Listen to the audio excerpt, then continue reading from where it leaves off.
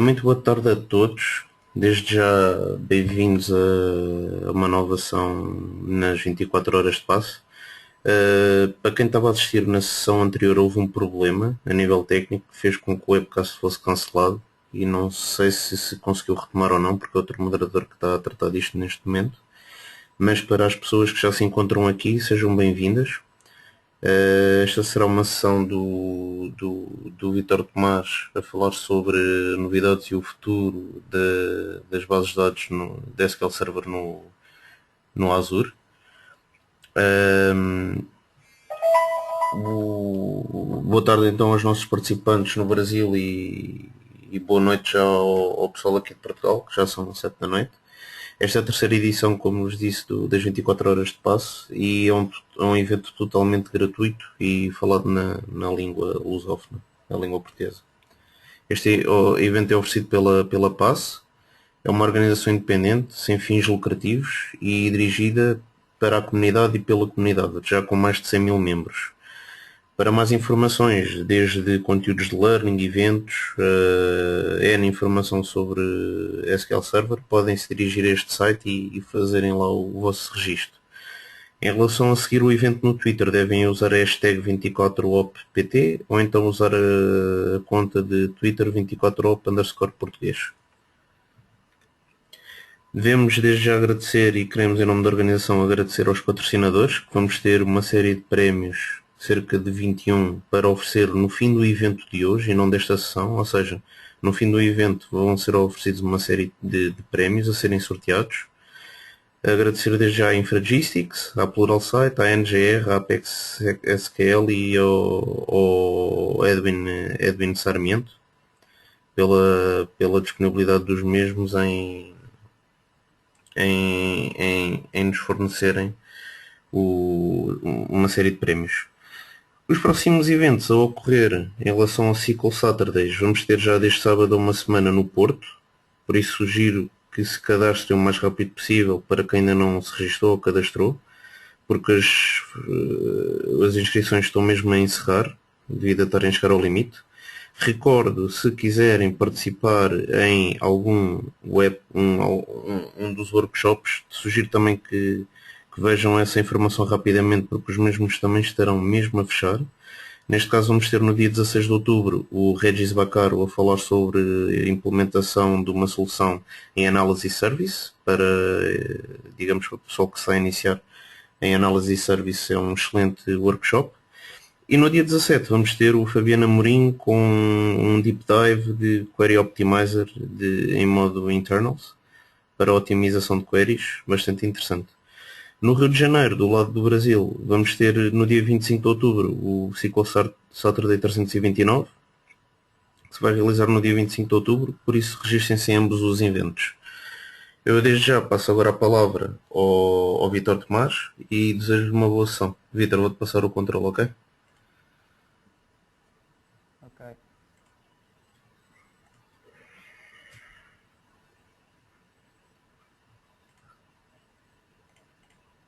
Olá, boa tarde a todos. Desde já, sou muito obrigado à organização de mais este evento por mais um ano cheio de sessões,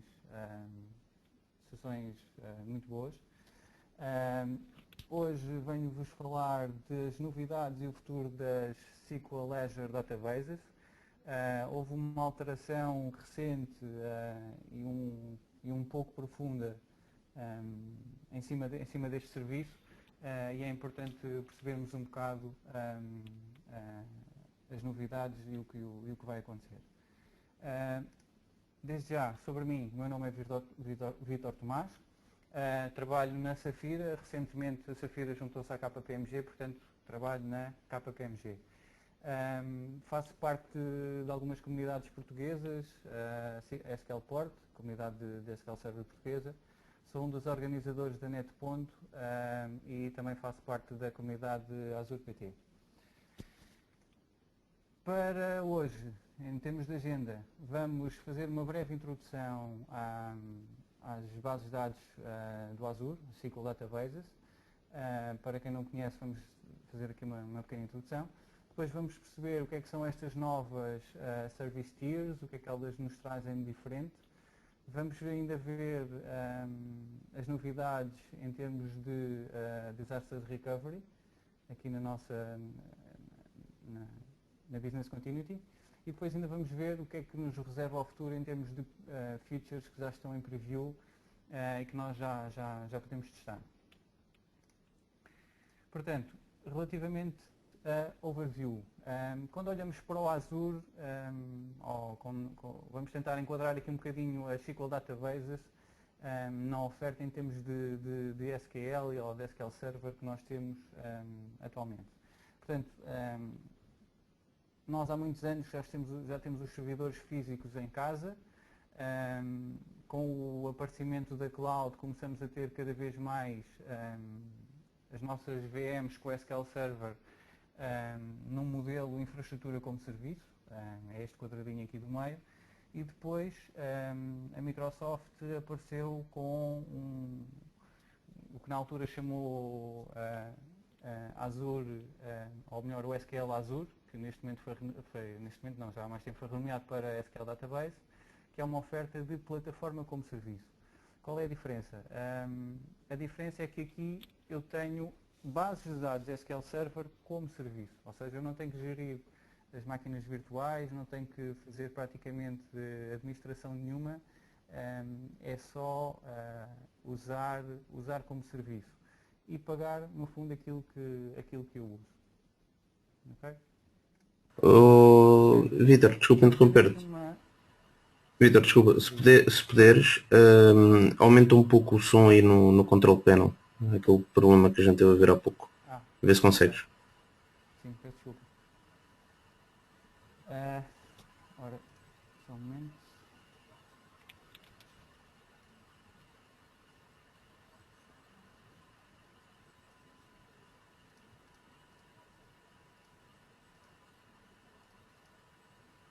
O volume está no máximo. Consegues-me ouvir bem? Aumenta aí no boost para ver. Eu falo agora se com o boost. E agora se com o boost está melhor. Ok, está melhor, mas já está um bocadinho alto. Mete um bocadinho menos boost, por favor. Está demasiado? Tá. Ok. Eu posso também tentar falar um bocadinho mais alto. Tá bom, eu acho que assim está melhor. Tiago e Pedro, por favor, digam no chat como é que está para vocês, por favor. Ok, obrigado. Vejam Podes lá se está continuar. melhor agora. Tá. Vou tentar falar um bocadinho mais alto. Podes continuar. Obrigado. Obrigado. Portanto, fazendo aqui um bocadinho, se calhar o mais fácil é comparar o que é o SQL Server numa máquina virtual do Azure com o SQL Database e perceber aqui um bocadinho as diferenças. Quando eu tenho o SQL Server dentro de uma VM, toda a gestão dessa VM é feita por mim, ou seja, eu tenho o controle completo, ou praticamente completo, sobre como é que está configurado e como é que eu faço a administração desse SQL Server. O caso mais típico usado aqui é quando eu já tenho algo em casa que eu quero levar para a cloud, então vou fazer uma migração de um servidor que eu tenha cá em casa para uma máquina virtual no Azure. Os Azure SQL Databases já são ligeiramente diferentes. Eu posso na mesma agarrar nas minhas bases de dados que eu tenho em casa e levar para o SQL Database, ainda que algumas das features que eu tenho num SQL Server completo, vá lá, imaginando assim, eu não tenho. No entanto, com SQL Database eu delego no Azure toda a gestão das minhas bases de dados. A única coisa que eu me tenho que preocupar é praticamente com os dados em si. Tudo o que tem a ver com gestão de hardware e gestão do próprio SQL Server é feito pela Microsoft. Ok? Vamos lá. Portanto, o que é o SQL Database? Portanto, é um serviço de alta disponibilidade, tem 99,99% de SLA, ou seja, temos agora aqui um SLA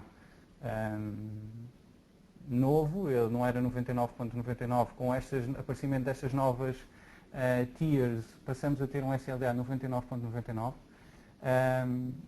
Podemos escalar isto para milhares de bases de dados e ainda não há, ou seja, não há necessidade de eu fazer qualquer tipo de gestão, seja a nível de sistema operativo, seja a nível de hardware deste serviço. É tudo gerido pela Microsoft. Em termos de tecnologia, é praticamente igual ao SQL Server. Portanto, eu posso olhar para as bases de dados em SQL Azure como se fossem umas bases de dados de SQL Server normal. Posso ainda desenvolver em cima delas, eu sou developer, portanto posso ainda desenvolver em cima delas como se estivesse praticamente a desenvolver sobre um SQL Server com o full set de features que existe. O Management Studio funciona, o PowerShell funciona, consigo usar Visual Studio em cima destas bases de dados normalmente, portanto acaba por ser o transportar do SQL Server que está dentro de uma VM para servir como serviço. Mais importante, vamos olhar agora aqui para as novas Service Tiers e perceber um bocado o futuro deste serviço. Inicialmente a Microsoft lançou o SQL Database com duas edições, a edição Web e Business, onde o modelo de comercialização destes databases era muito simples, eu pagava o storage que eu utilizava, ok? Independentemente de usar muitos recursos ou poucos recursos, o preço era sempre associado ao storage que eu estava a consumir. Isto levava a que, ou em termos de arquitetura, o que acontecia era que existiam dentro de uma máquina existiam vários clientes. Os vários clientes estavam a tentar, partilhavam todos os mesmos recursos e o que acontecia aos mais exigentes é que eles eram, no fundo, estrangulados. Isto era a forma de manter o serviço a funcionar sem trazer grande impacto para aqueles que não estavam a pedir tantos recursos. Okay? Esta oferta vai ser descontinuada em abril de 2015, daí a importância de quem já está a usar este serviço ou quem pretende utilizar este serviço começa a olhar já para as novas tiers, porque as outras vão desaparecer e é preciso planear essa mudança ou planear já utilizando as novas.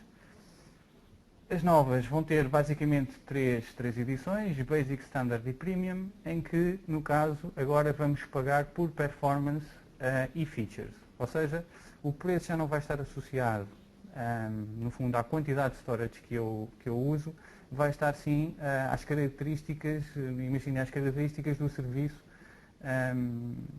à performance que o serviço me dá para as minhas bases de dados.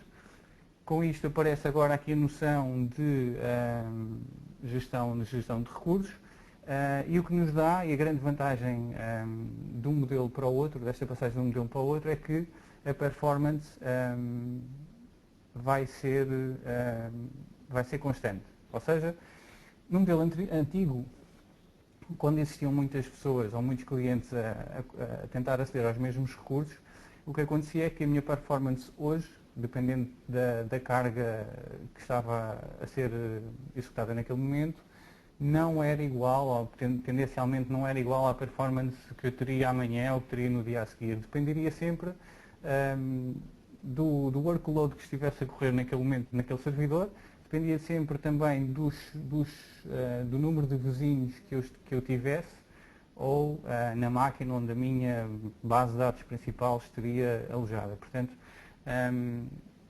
isto para quem tem aplicações a correr nem sempre, nunca é bom, não é? Ter performance boa hoje e amanhã de repente deixarmos de ter uma performance assim tão boa não é de facto a melhor alternativa e portanto A Microsoft olhou para este problema, decidiu redesenhar, no fundo, um pouco este serviço e apresenta-nos agora aqui uma versão melhorada do mesmo. Em termos de compatibilidade com as versões anteriores, ela é perfeitamente compatível, ele está assente na mesma arquitetura. Podemos facilmente mudar as web business que temos para as novas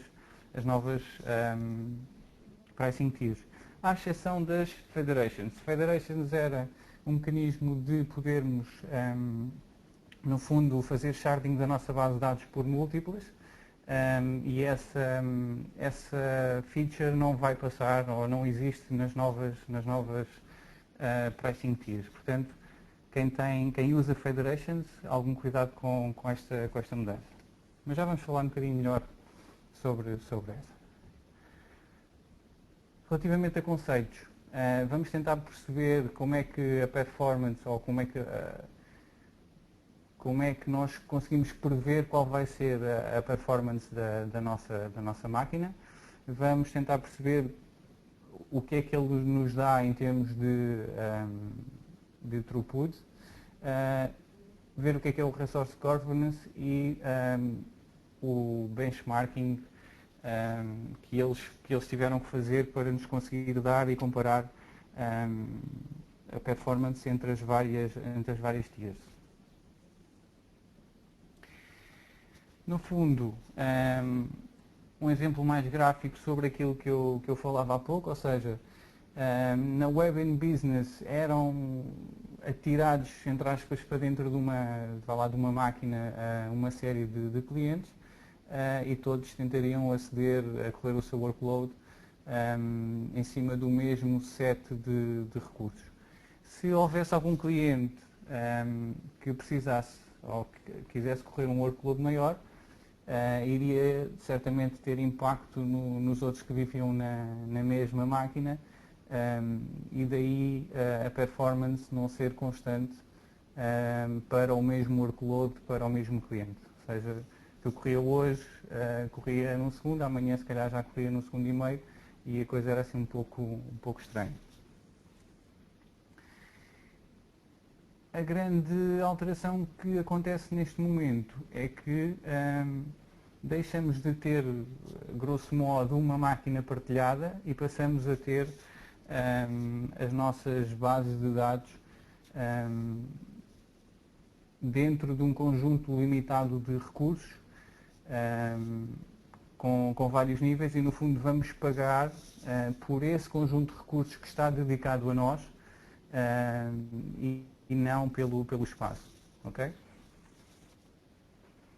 Portanto, esta nova oferta faz com que a performance seja constante ao longo do tempo. Para nós conseguirmos, ou a forma que a Microsoft arranjou de nos dizer ou nos conseguirmos comparar entre as várias camadas, aparece aqui o conceito de Database Throughput Unit, em que basicamente são um conjunto pré-definido de recursos que cada performance level tem. Cada nível de performance terá um conjunto finito de recursos, em que, assim que esse conjunto limite for atingido, eu não vou ser estrangulado como acontecia nas versões anteriores, vou ter, então, o meu serviço ou a minha base de dados ligeiramente mais lenta, porque ela vai ter que ficar à espera que os recursos sejam libertos. Podemos olhar para isto como se calhar como uma máquina, ou seja, a partir do momento em que o CPU chegar a 100%, não passa daí, vamos ficar com queries mais lentas e no limite poderá haver queries a dar timeout. Podem dar um bocado como as novas, a nova oferta como sendo um pouco por essa ordem. Portanto, um DTU representa então um conjunto limitado de recursos e permite-nos comparar entre as várias camadas esses novos níveis de performance. O IOPS, o número de operações por segundo, é difícil de calcular. As próprias métricas de benchmarking na cloud não são iguais a quando eu faço isso em cima de um hardware que eu tenho em casa. Dentro do próprio data center, o hardware pode mudar entre vários... O hardware pode ser diferente dentro do próprio data center, e tipicamente os cloud providers também não querem expor muito que tipo de hardware é que estão a utilizar, ou naquela altura nós podemos não saber exatamente em que tipo de hardware é que estamos a correr. Portanto, é também alguma forma de conseguir dar-nos algum nível de performance cá para fora sem ter que expor grande parte dessa informação. Como eu estava a dizer, existe então aqui a noção de gestão de recursos, em que eu vou ter este conjunto limitado de capacidades. Quando essa capacidade, podem imaginar como sendo uma queue, quando a queue estiver cheia, vamos ter que esperar que haja libertação de recursos. Ok, então vamos olhar aqui um bocadinho mais a fundo em relação às nossas service tiers, para perceber no fundo as diferenças entre elas. Relativamente a SLA, não há grandes diferenças, têm todas o mesmo SLA, o que é bom. Mesmo na camada mais básica, continuamos a ter um SLA 99.99, o que é ótimo. Relativamente ao limite de tamanho de base de dados, 2 GB na Basic, 250 na Standard e 500 GB na Premium. Relativamente a esta oferta, e se formos olhar aqui para os objetivos em termos de performance, conseguimos logo ver aqui alguma divisão entre elas, e também uma forma de ajudar os clientes a escolher para que service tier devem olhar. Portanto, se vocês repararem, na Basic tem transactions per hour, na Standard tem transactions per minute e na Premium tem transactions per second. Ou seja, se eu tiver uma base de dados que, sei lá, aloja um blog que não tenha muitos acessos, eu se calhar posso olhar para a Basic primeiro. Agora, se eu estou a usar uma aplicação com milhares de acessos concorrentes, em que tenho que ter uma performance espetacular, se calhar já vou ter que olhar para a oferta Premium e olhar para o número de transações por segundo. Relativamente dentro destas camadas, Basic só tem uma, Standard tem S0, S1 e S2 e Premium também tem 3 diferentes. Já vamos ver mais detalhes sobre esta oferta. Relativamente a billing, já é à hora, chegou a ser ao dia, neste momento já é à hora, ou seja, o que acontece é que eu posso mudar de camada até 4 vezes ao longo do dia, e em termos do que vai ser cobrado é o valor máximo à hora. Ou seja, imaginem que vocês estão a correr meia hora em Premium, meia hora em Standard, naquela hora vocês vão ser cobrados como se tivessem usado a hora toda em Premium. Está um bocadinho melhor quando se começou a falar nisto há mais tempo atrás. Esta situação ocorria por dia, o que significava que, se vocês imaginem que queriam baixar ligeiramente a performance da vossa base de dados durante a noite porque têm menos acessos, não haveria diferença, porque era pago ao dia.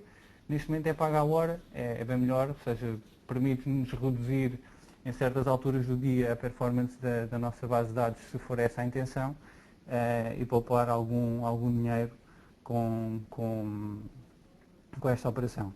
Esta operação é muito comum quando se fala de cloud, em que nós pagamos aquilo que utilizamos, e se há alturas em que utilizamos menos, podemos perfeitamente baixar a quantidade de recursos. Depois aparece, no fundo, Point in Time Restore, durante quanto tempo é que eles nos vão guardar uns backups automáticos que fazem. Já vamos mais à frente ver mais detalhes sobre isso. E relativamente a Disaster Recovery, aparecem também aqui algumas novidades. Neste momento, no nível básico, nós só temos a funcionalidade de GeoRestore. A partir do nível Standard, podemos ter Standard GeoReplication. Não deixamos de ter GeoRestore, portanto isto é cumulativo. Quando passamos para a Premium, já temos o Active GeoReplication, já vamos ver mais à frente o que é isto.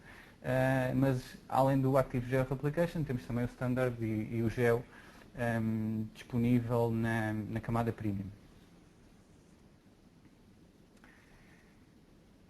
Ora, relativamente às novas Service Tiers ainda, portanto,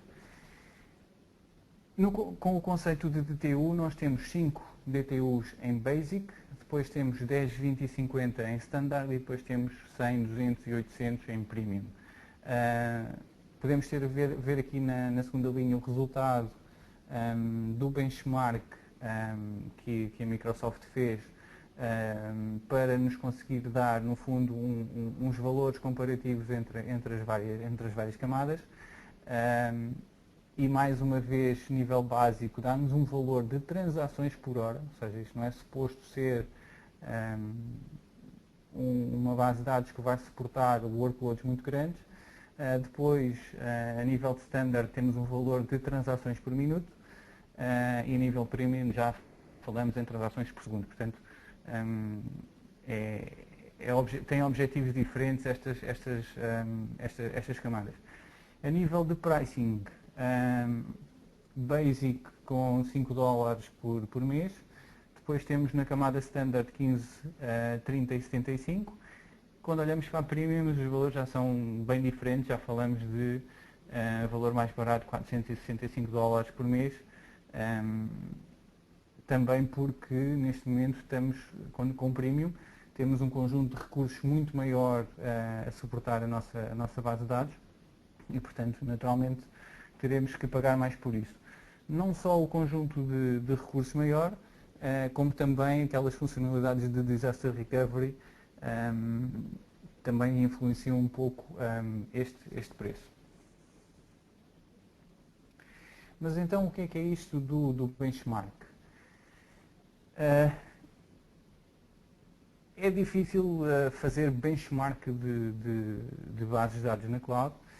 O que a Microsoft fez foi arranjou um workload representativo de operações típicas que nós fazemos nos cenários da OLTP, fez um conjunto destes testes em cima das várias ofertas e então dá-nos estes valores comparativos. Isto usa 9 tipos de transações, entre selects, deletes, inserts, updates, portanto aqui um conjunto variado e ponderado relativamente ao que nós fazemos normalmente em LTP. O vosso workload terá, que vocês fazem tipicamente, terá no fundo uns resultados de benchmark diferentes. Portanto, o conselho é testem o vosso workload nas várias camadas, percebam qual é o que é mais ajustado para o tipo de operações que cada base de dados vossa faz e então arranjarem a melhor camada para alojar então essas bases de dados. Portanto, relativamente a transações, tem read light, medium e heavy, temos updates e inserts também com light e heavy, temos delete e temos ainda a CPU heavy. Portanto, isto é tentar fazer aqui no fundo uma saturação e todos os tipos de de cenários que nós podemos ter nas nossas bases de dados, de forma a tornar esta oferta comparável com as outras. Então, de seguida, vamos falar sobre a possibilidade de mudar este performance level. Eu vou querer fazer testes com um determinado nível de performance e vou querer que o meu nível de performance seja ajustado para responder à carga que está neste momento. Portanto, quais são as opções que eu tenho para mudar isto? Desde logo o PowerShell, temos ainda a possibilidade de usar a API REST. Existem também umas bibliotecas .NET de management em que nós podemos, não só na SQL Database, como praticamente todas as operações estarão aí disponíveis, ou seja, isto é no fundo um port da interface REST que nós temos para .NET para podermos invocar por aqui. Relativamente a TSQL, nós podemos modificar a edição, ou seja, podemos mudar de pricing tiers, mas neste momento ainda não é permitido dentro da mesma pricing tier mudar ali o nível da performance, ou seja, quando eu for para standard vou para, salvo erro, o S0 e não consigo através de TSQL mudar para S1 ou S2, consigo mudar para Premium, mas dentro da mesma não consigo ainda mudar, já há a promessa de que isto vai ser resolvido. Então, mas como é que eu vou perceber se eu preciso fazer scale up ou down? Okay? Quais são as ferramentas que eu tenho para conseguir ver o que é que está acontecendo na minha base de dados, tirar métricas e poder decidir em relação a isso? A primeira é logo, desde já, o portal do Azure, portanto, temos lá gráficos de monitorização do nosso serviço. Isto usa a DMV X-Resource Stats, que basicamente dá-nos médias em intervalos de 5 minutos. Okay? Recentemente foi lançado uma nova DMV, aqui a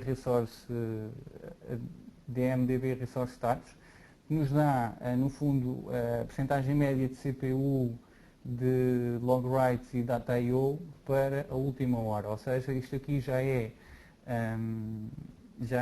informação que não está, no fundo, em intervalos de 5 minutos, e se nós quisermos fazer um teste durante 1 hora para perceber se aquela pricing tier é adequada para uma determinada carga de trabalho, teremos agora aqui esta possibilidade de ver praticamente em real time estes valores médios. Portanto, isto é informação que, apesar de guardar só para 1 hora, é uma informação que nos aparece praticamente em real time e então conseguimos perceber o que é que está exatamente a acontecer neste momento com as nossas bases de dados. Relativamente a query tuning, não há para já grandes alterações, continuamos com as mesmas opções que teríamos para fazer query tuning nas SQL Databases. Tem aqui a lista delas, portanto não há para já alterações a este nível. Ok, então no fundo resta perceber agora também o que é que acontece quando eu mudo este nível de performance. Se eu tenho downtime, se não tenho downtime, o que é que acontece quando eu passo de uma standard para uma premium ou de uma premium para uma standard. Isto é muito importante se nós quisermos durante o próprio dia fazer, imaginem, todos os dias à noite eu vou baixar o nível de performance e depois de manhã vou aumentar esse nível de performance, é preciso perceber no fundo o que é que acontece quando essa transição acontece.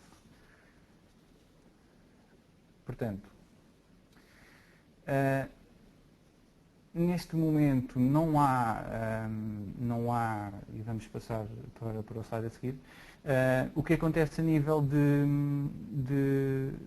ligações à base de dados é que estas ligações vão cair. Vocês vão no final dessa transição, portanto há uma transição imaginem, não é de hardware, mas é a vossa base de dados pode eventualmente lá no back-end mudar de hardware, e quando essa operação estiver completa, as conexões que nós temos para a base de dados vão ser desligadas e vamos ter que fazer retry e obter uma nova conexão já para a nova base de dados. Quem trabalha com SQL Databases tem um pouco esta noção no seu dia a dia, ou seja, que é preciso, por diversas razões, estar preparado para o término de ligações e a necessidade de voltar a fazer reconnect para continuar o trabalho. Ok? Isto pode parecer uma coisa com pouca importância, mas se nós formos observar aqui um bocado o que acontece neste gráfico aqui ao lado, conseguimos perceber que noutros serviços ou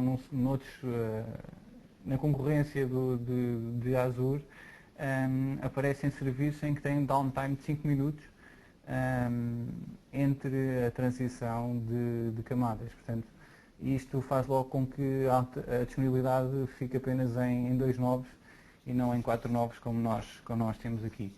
Portanto, vamos olhar aqui para o que acontece durante um failover ou uma transição de camada, que basicamente é a mesma coisa. Haver uma transição de camada ou um primário que falha, e já vamos ver também o que é esta história do primário que falha,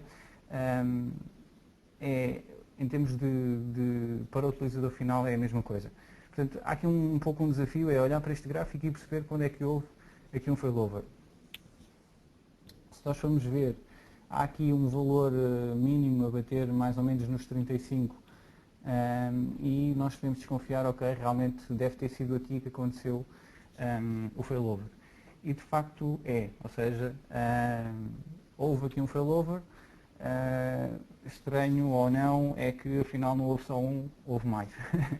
Portanto, como vocês podem perceber, não há downtime nestas alterações.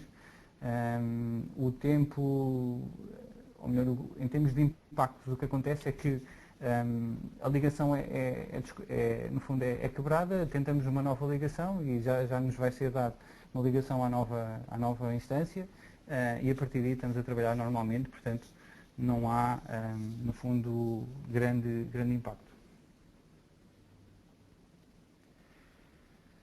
Relativamente à continuidade de negócio, estas novas camadas trazem-nos também aqui muitas novidades neste aspecto. Isto permite que nós confiemos cada vez mais nas databases de SQL Azure para os nossos trabalhos mais importantes. Portanto, vamos conseguir tratar de eventos planeados e eventos não planeados. Portanto, desde logo o sistema está preparado para falhas de hardware, está cada vez melhor, mais bem preparado para perca de dados, ou seja, alguém por engano ou qualquer coisa mal programada apagou dados que não devia. Temos novidades nesse aspecto também. Se calhar a maior novidade tem mesmo a ver com a possibilidade de um próprio data center ficar indisponível, de causas naturais ou outra qualquer, e nós rapidamente conseguir fazer failover para outro data center sem grandes impactos na nossa aplicação. e desde já ter este plano bem definido, ou seja, temos que ter este plano bem definido, bem oleado, perceber o que é que vamos fazer e se tivermos isto bem planeado, o tempo que demoramos a fazer é o mínimo possível e então conseguimos com que este tipo de erros tenha o mínimo impacto possível na nossa aplicação. Olhando então aqui um pouco para as funcionalidades em termos de alta disponibilidade e de disaster recovery que nós temos em Azure, vamos olhar aqui primeiro já para o que existiu desde sempre. Portanto, o serviço SQL Database sempre foi um serviço de alta disponibilidade. Existem no fundo, várias réplicas da mesma base de dados, várias réplicas físicas da mesma base de dados que nos garante realmente então aqui a alta disponibilidade. Relativamente a este esquema, o que acontece é que existe uma das réplicas que é considerada a primária e depois existem até 4 réplicas consideradas secundárias, em que as leituras são feitas no primário, mas as escritas são replicadas para todos os secundários. Okay? Neste caso, basta que um dos secundários, relativamente às escritas, basta que um dos secundários, além do primário, diga ok, eu já aceitei a transação, para a transação ser considerada válida e não haver aqui grande impacto a nível de performance, no fundo não termos que ficar à espera que todos digam ok, basta o primário e uma secundária dizer ok, que o resto depois é garantido no próprio serviço. Relativamente a capacidades, portanto, há que saber criar uma nova réplica quando uma destas réplicas falha, há que saber sincronizar dados entre estas réplicas todas e o primário, há que manter o serviço consistente, portanto isso é muito importante. Há que detectar falhas, esta capacidade de reconfiguração, de criar novas réplicas quando uma réplica falha ou passar uma réplica secundária à primária quando a primária falha, é muito importante. Portanto também existe aqui implementado um mecanismo de detecção de falhas bastante importante para que aconteça no fundo uma reconfiguração e se possa fazer no fundo failover de um primário e tornar como uma réplica secundária como primária e continuar a operar como se nada tivesse acontecido para os clientes. E estas capacidades todas faz com que eles nos forneçam um serviço que tem 99,99% de disponibilidade. Portanto, é muito baseado neste conjunto de capacidades.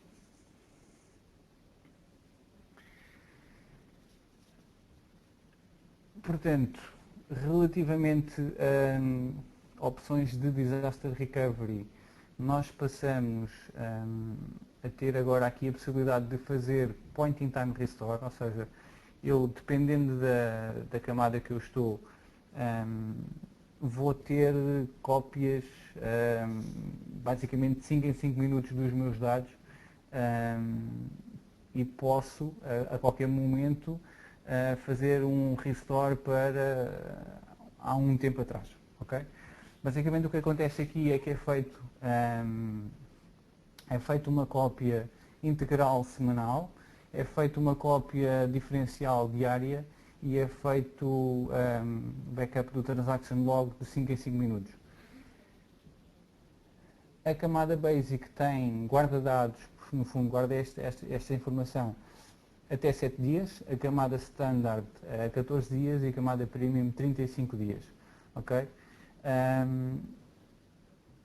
O restore de uma base de dados neste modelo é sempre para uma nova base de dados no mesmo servidor. Portanto, toda a definição de segurança e user está no fundo associada àquele servidor e, portanto, o restore é feito para aquele servidor. O tempo que isto demora depende um pouco do tempo que vocês escolherem, ou seja, se vocês escolherem um tempo mais perto do backup, no fundo completo, o tempo é menor. Se vocês escolherem um backup em que têm que fazer, imaginem, reconstrução de muitos transaction logs, ou se tiverem uma base de dados também ainda que tenha muitas operações, tenha muita coisa no transaction log, isto vai naturalmente demorar mais tempo. Portanto, o tempo do restore não é imediato, depende destas situações. A seguir, eu ainda posso, isto é uma novidade interessante, fazer restore de uma base de dados que tinha sido apagada. Okay? O que acontece é que, a partir do momento em que eu apago uma base de dados, eu vou ficar com essa cópia, ou com a cópia da última versão dessa base de dados retida no storage, para o mesmo tempo que a opção anterior, portanto 7, 14 ou 35 dias, e eu vou poder, mais tarde, restaurar essa base de dados nesse estado. Atenção a uma coisa, uma base de dados está associada a um servidor, e quando falamos de SQL Database falamos de um servidor lógico, e essa base de dados, ao estar associada a um servidor lógico, vocês não podem apagar esse servidor, porque se apagarem esse servidor, estas bases de dados que também vão com ele, ou seja, também são apagadas. Algum cuidado se de certa forma pretenderem usar esta funcionalidade, não devem apagar o servidor, senão deixam de ter esta possibilidade. Relativamente à oferta que aparece agora, relativamente a GeoRestore, o que acontece aqui é que estas cópias que são guardadas durante estes dias não só são guardadas no data center onde a nossa base de dados está, vão ser também guardadas no fundo em Azure Storage no modo georredundante. Portanto, significa que além da cópia local no data center onde nós estamos, vão haver mais duas cópias readable noutros data centers que não o nosso, o que faz com que, se o nosso data center por alguma razão ficar indisponível, nós vamos ter no storage de outro data center, no fundo, uma cópia, e neste caso aqui falamos da cópia diária da nossa base de dados. Portanto, pode haver até 24 horas de data loss, depende um bocado da altura em que nós ficamos indisponíveis e da altura em que o backup for feito, mas de certa forma ficamos automaticamente protegidos neste caso.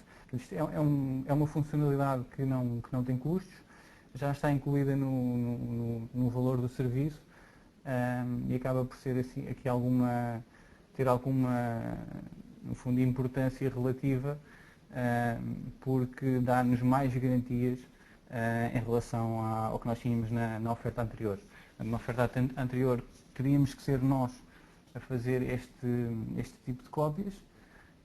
De qualquer forma, se pretenderem cópias para além do tempo dos 7, 14, 35 dias que o serviço nos dá, continuamos a ter que fazer os backups manuais como fazíamos antes destas novas pricing tiers.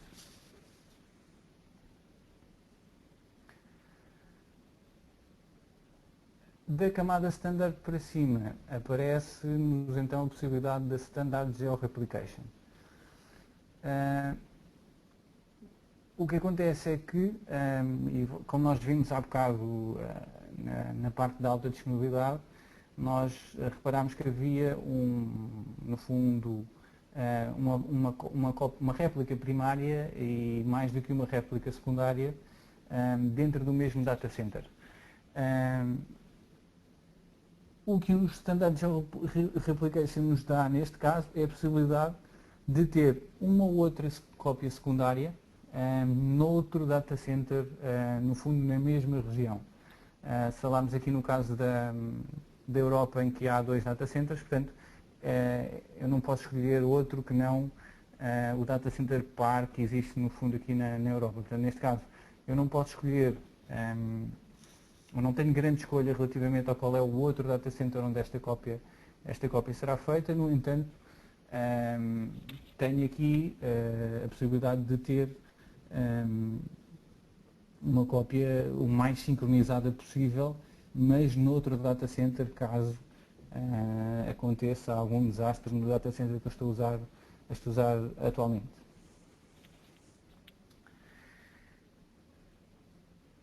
A recuperação neste caso, isto foi uma decisão da própria Microsoft. Este caso, a recuperação deste tipo de base de dados é manual. E a explicação que eles dão para este caso é que se o data center onde a nossa base de dados principal está falhar, ou se o serviço começar a ficar degradado, a decisão de fazer failover para esta secundária tem que ser sempre nossa. Tem que ser sempre nossa porque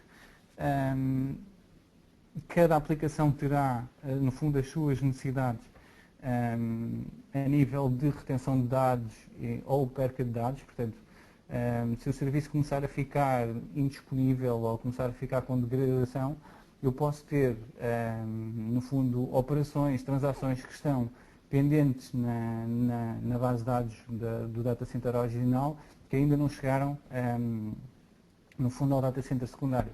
Portanto, há aqui um pouco, a decisão fica um pouco ao cargo de quem gera a base de dados, se assume que quer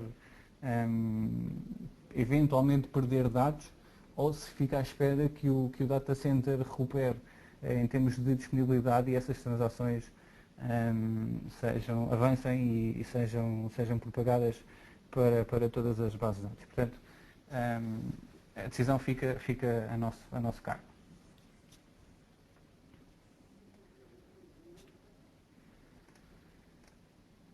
Ora, e na última camada, na camada Premium, temos a hipótese de usar Active Geo-Replication. Basicamente, as duas grandes diferenças são em que eu agora posso escolher,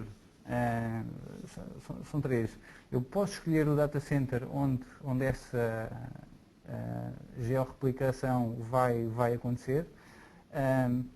Posso ter até 4 cópias da minha base de dados. Na oferta anterior eu só podia ter uma no data center que era par, no fundo, do que eu tinha escolhido. Neste momento eu posso escolher qual é o data center onde esta Active Geo-Replication vai estar.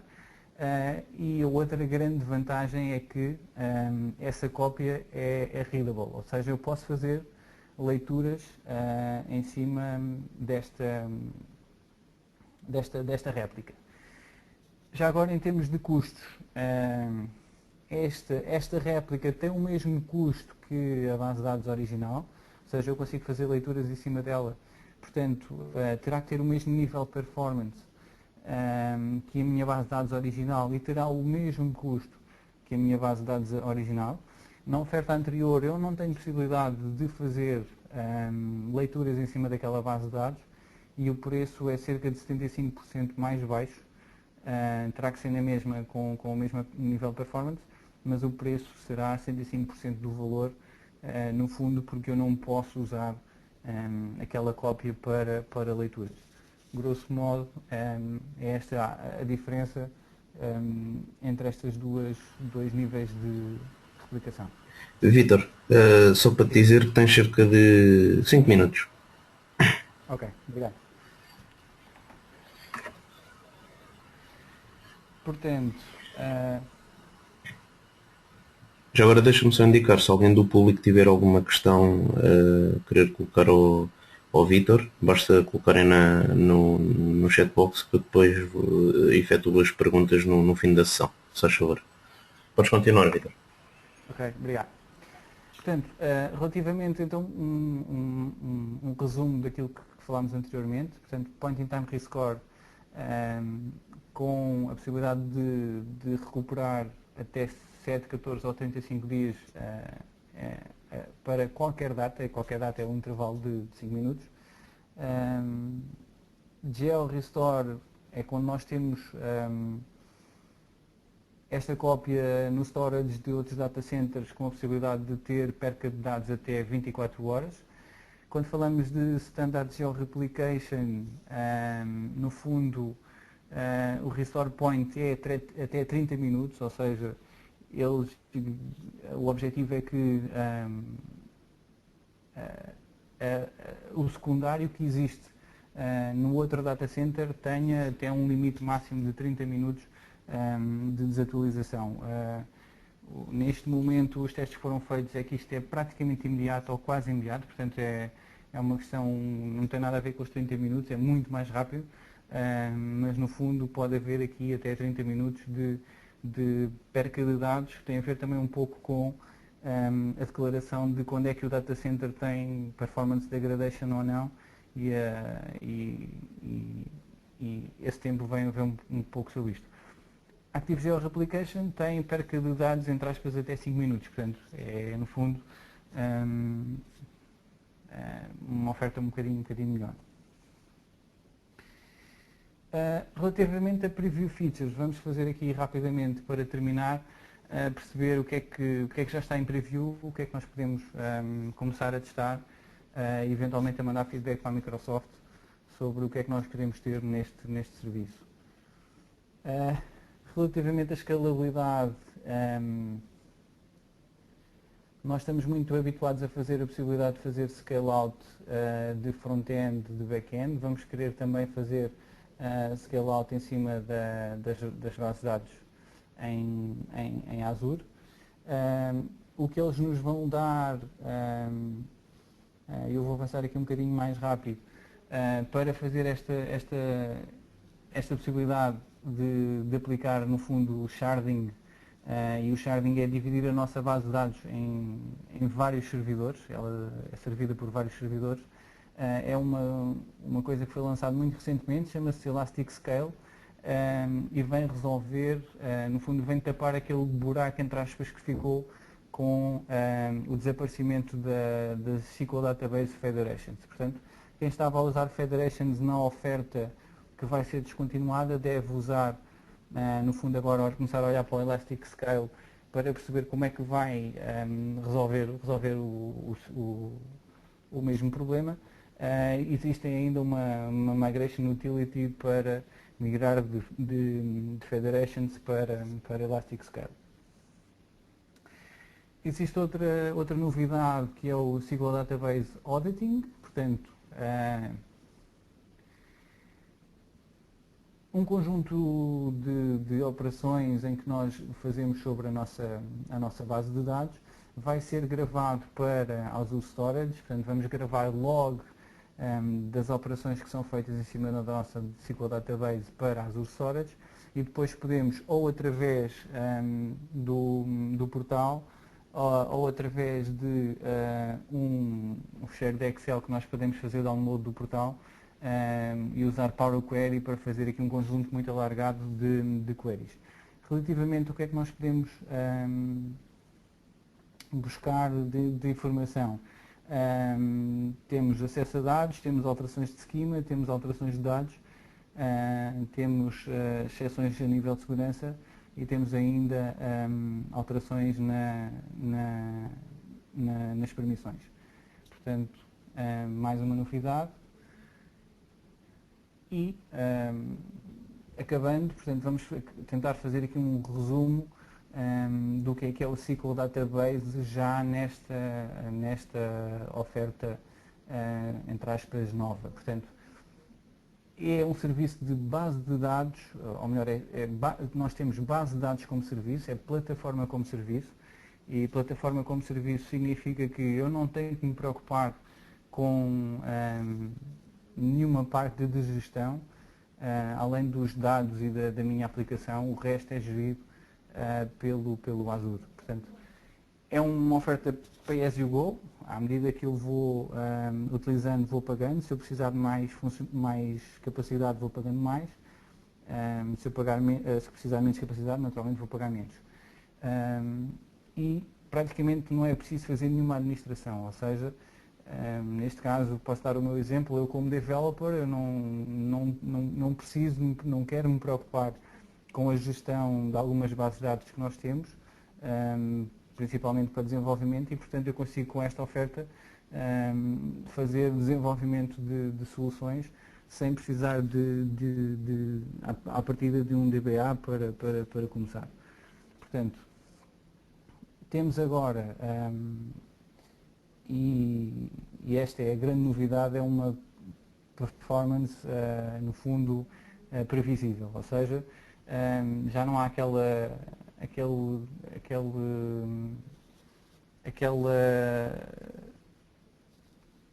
tentativa de usar os mesmos recursos por vários clientes, portanto passo a ter agora a possibilidade de o que hoje corre em 1 minuto, amanhã vai correr sensivelmente também em 1 minuto. Portanto, o SLA aumentou, para 99,99, o que é também uma grande mais-valia.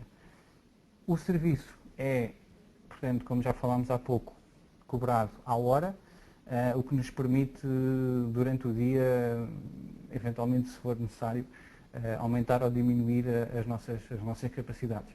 Continuamos a poder usar o portal, continuamos a poder usar a API, continuamos a poder usar todas aquelas ferramentas que nós estamos habituados a usar em cima do SQL Server. Portanto, quem quiser experimentar pode inscrever-se, tem uma trial de 30 dias onde pode começar a testar este serviço e a ver se resolve os seus problemas ou não.